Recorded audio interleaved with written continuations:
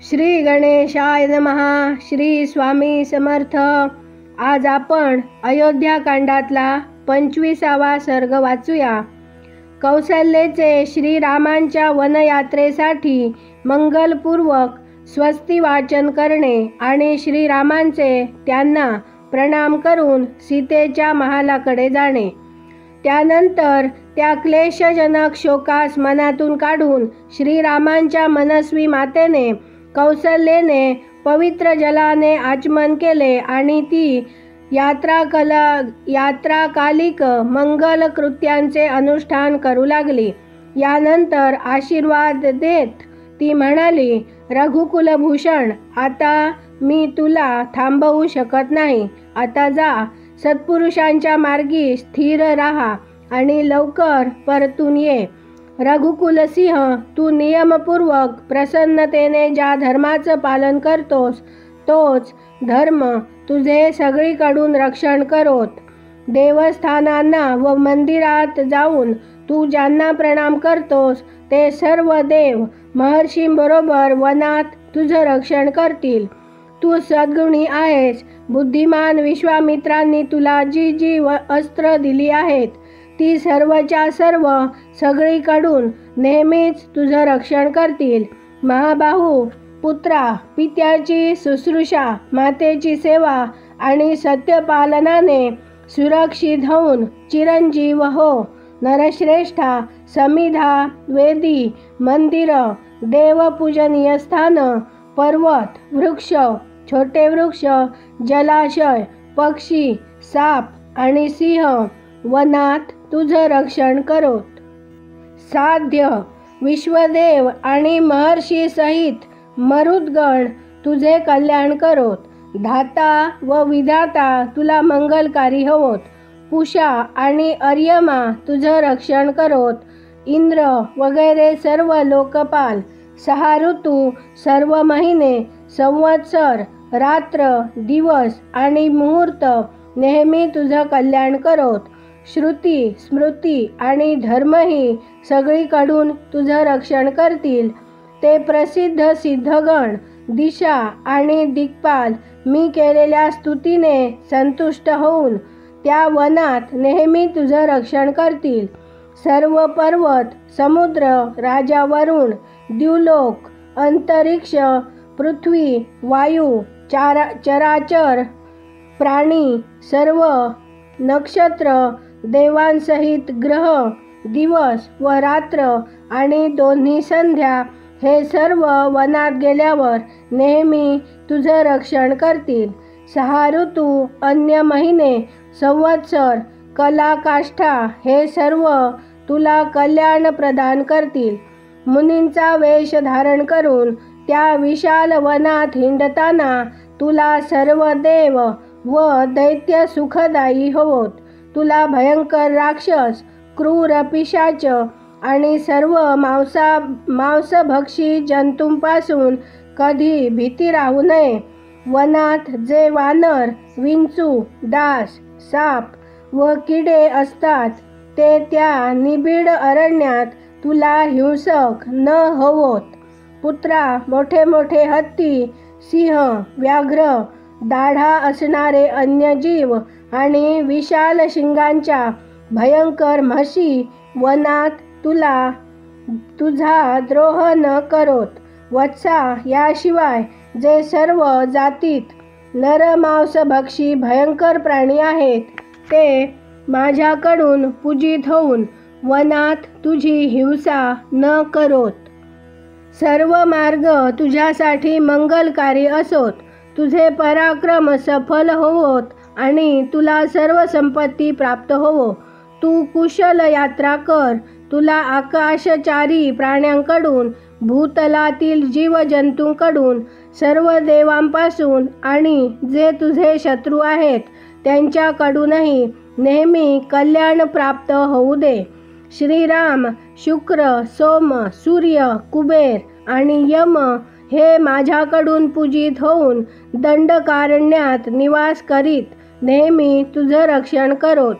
रघुनंदन, स्नान व आचमनाच्या वेळेस अग्नी, वायू, धूर, आणि ऋषींच्या मुखातून निघालेले मंत्र तुझं रक्षण करोत. सर्व लोकांचे स्वामी ब्रह्मा, जगताचं कारणभूत परब्रह्म, ऋषीगण आणि त्याशिवाय जे देव आहेत ते सर्व वनवासात तुझे रक्षण करतील.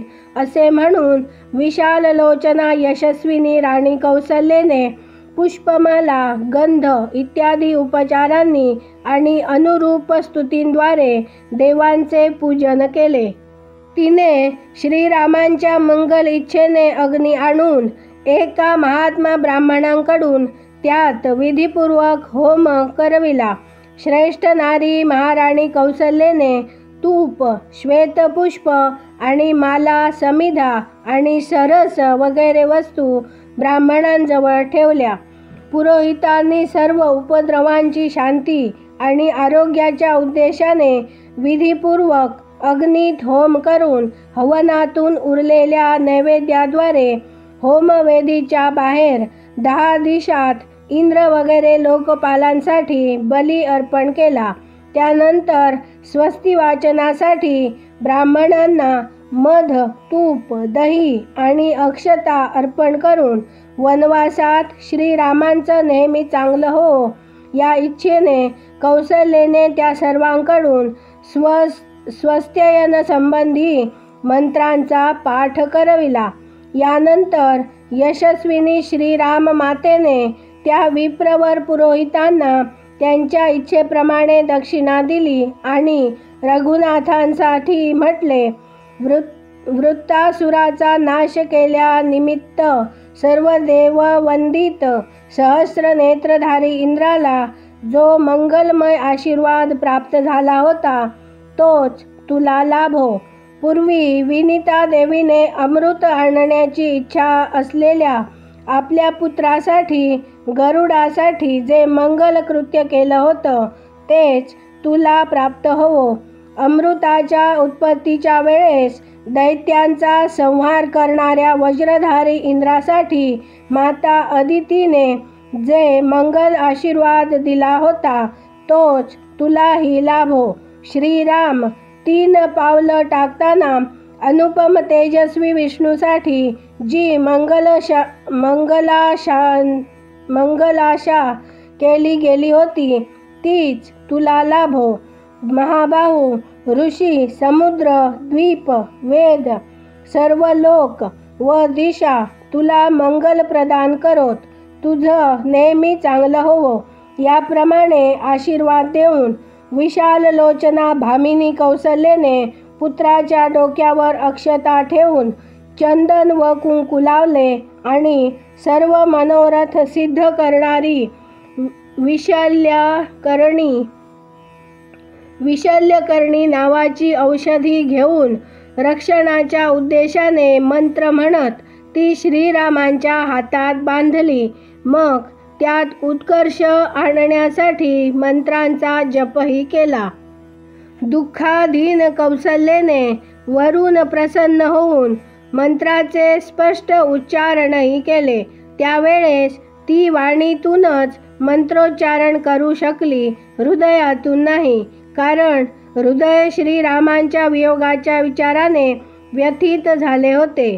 ती दुःखाने सद्गतीत लटपटलेली मंत्र म्हणत होती. त्यानंतर श्रीरामांचे मस्तक झुकवून यशस्विनी मातेने हुंगले आणि पुत्राला हृदयाशी धरून म्हटले, वत्सा रामा, तू सफल मनोरथ होऊन सुखाने वनवासात जा. जेव्हा व्रत पूर्ण करून रोगरहित सकुशल अयोध्येस परतशील तेव्हा तुला राजमार्गावर पाहून सुखी होईन.